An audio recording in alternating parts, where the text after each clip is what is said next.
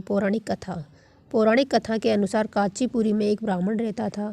उसका नाम देवस्वामी तथा उसकी पत्नी का नाम धनवती था। उनके 7 पुत्र तथा एक पुत्री थी। पुत्री का नाम गुणवती था। ब्राह्मण ने 7 पुत्रों को विवाह करके बेटी के लिए वर खोजने अपने सबसे बड़े पुत्र को भेजा। उसी दौरान किसी पंडित ने पुत्री की जन्म कुंडली देखी और बताया, सप्तपदी होते होते यह कन्या विधवा हो जाएगी।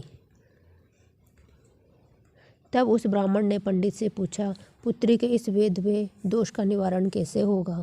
पंडित ने कहा, सोमा का पूजन करने से वेधवे दोष दूर होगा। फिर सोमा का परिचय देते हुए उसने बताया, वह एक धोबिन है। उसका निवास स्थान सिंहल द्वीप है। उसे जैसे तैसे प्रसन्न करो और गुणवती के विवाह से पूर्व उसे यहाँ बुला लो। तब देवस्वामी का सबसे छोटा लड़का अपने बहन को अपने साथ लेकर सिंहल द्वीप जाने के लिए सागर तट पर चला गया।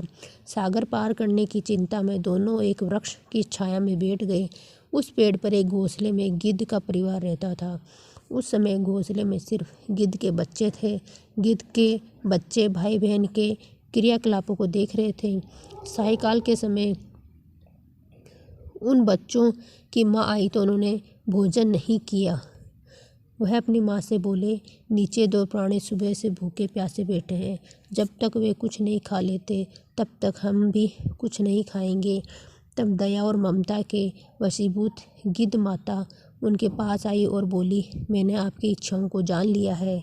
इस वन में जो भी फल फूल कंद मूल मिलेगा मैं ले आती हूँ। आप भोजन कर लीजिए। मैं प्रातःकाल आपको सागर पार कराकर सिंहल द्वीप की सीमा के पास पहुँचा दूँगी। और वे दोनों भाई बहन माता की सहायता से सोमा के यहाँ जा पहुँचे।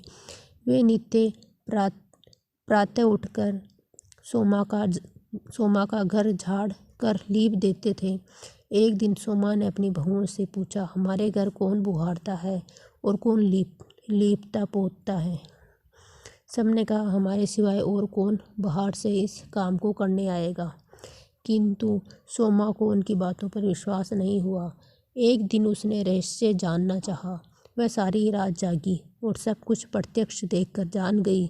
सोमा का उन बहन भाई से वार्तालाप हुआ।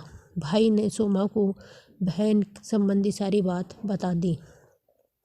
सोमा ने उनकी श्रम साधना तथा सेवा से प्रसन्न होकर उचित समय पर उनके घर पहुंचने का वचन देकर कन्या के वेधवे दोष निवारण का आश्वासन दे दिया। मगर भाई ने उससे अपने साथ चलने का आग्रह किया। आग्रह करने पर सोमा उनके साथ चल दी। चलते समय सोमा ने बहुओं से कहा, मेरी अनुपस्थिति में यदि किसी का देहांत हो जाए तो उसके शरीर को नष्ट मत करना, मेरा इंतजार करना।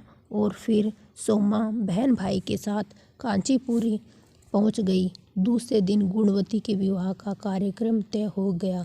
सप्तपदी होते ही उसका पति मर गया। सोमा ने तुरंत अपने संचित पुण्य का फल गुणवती को प्रदान कर दिया। तुरंत ही उसका पति जीवित हो उठा। सोमा उन्हें आशीर्वाद देकर अपने घर चली गई।